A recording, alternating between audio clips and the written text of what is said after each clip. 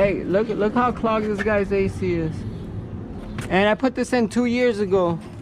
Alright, this is 2 years ago, guys. I don't know what the fuck. This guy called me that my shit wasn't working.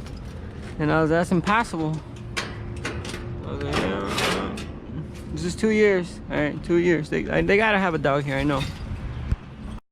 Hey, but check this tool out, right? This is company secrets, okay? Look.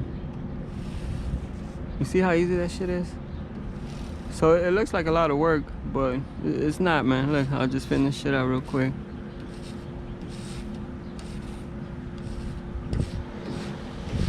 And that's it. Look at that shit, just comes right off.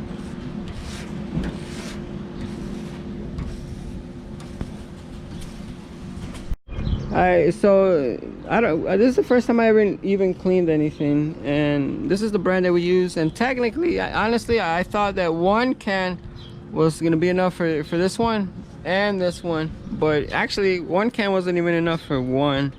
So if you ever do this, try to get 2 cans per unit. They're like $8, so it's not even that expensive.